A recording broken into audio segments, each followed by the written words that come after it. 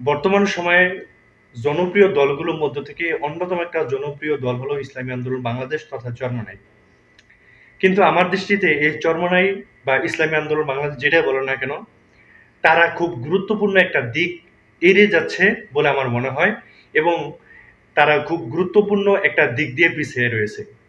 সেটা হলো কি, বর্তমান সময়ে মিডিয়া কিন্তু খুব জনপ্রিয় একটা, মনে করেন যে এগিয়ে যাওয়ার জন্য অন্যতম একটা মাধ্যম মিডিয়া।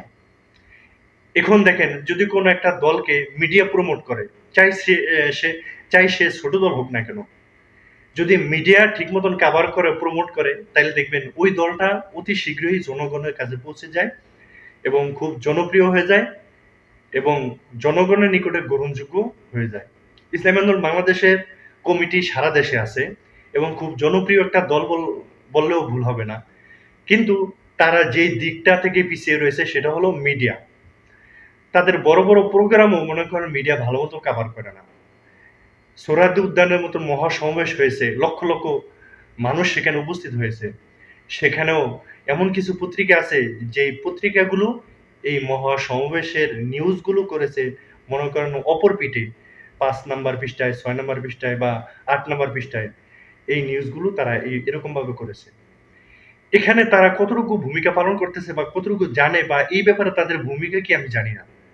কিন্তু এই মিডিয়াকে যদি তারা মনে করেন যে মিডিয়ায় তাদের নিউজগুলো প্রমোট না করে, তাইলে কিন্তু অচিরে আরো সামনে পিছিয়ে পড়ার সম্ভাবনা রয়েছে। আমরা মাঠ পর্যায়ে দেখি অনেক ছোট ছোট দল তাদের ১,০০০ ২,০০০ লোক মিলে যদি কোনো একটা সভা সমাবেশ করে, ওখানেও অনেক সাংবাদিকরা, অনেক টিভি চ্যানেল মনে করেন যে ওখানে যায় অবস্থান করে এবং ধারাবাহিকভাবে লাইভ সম্প্রচারণ করে। ঘন্টায় ঘন্টায় তাদের নিউজগুলো তারা কি করতেছে, দেশবাসীকে জানাইতেছে। অথচ আমরা অনেক কার্যকলাপ দেখি ইসলামী আন্দোলন বাংলাদেশের, হাজার হাজার লোক হয়, ১০-২০ হাজার ৫০ হাজার লোকও হয়, এমন কোনো সভা সমাবেশের নিউজও আমরা কোনো মিডিয়ায় ভালো মতো আসতে দেখি না, কাভার করতে দেখি না। কিছু মিডিয়া আছে তারা সেখানে যে ভিডিও ধারণ করে সোশ্যাল মিডিয়ায় ওই ভিডিওগুলো মনে করেন আপলোড করে থাকে। কিন্তু যে নিউজ পোর্টালে, নিউজ চ্যানেলে খবর আকারে যেই নিউজগুলো পড়া হয়, ওখানে ইসলামী আন্দোলনের নিউজ নাই বললেই চলে। বর্তমান সময়ে এনসিপি যাদের দলের বয়স ১ বছর হয় নাই, অথচ দেখেন তাদের একটা ফেসবুক পোস্টও যদি কেউ দেয়, সেটাও টিভি চ্যানেলে হেডলাইন হয়, পেপার পত্রিকায় মনে করেন যে হেডলাইন হয়, টিভি চ্যানেলগুলোতে সেই নিউজগুলো ধারাবাহিকভাবে ঘন্টায় ঘন্টায় পাঠ করে। তাইলে অথচ তারা এখন পর্যন্ত নিবন্ধন পায় না, মার্কা পায় না, এবং তাদের দলের বয়স ৬ মাসও হয় না।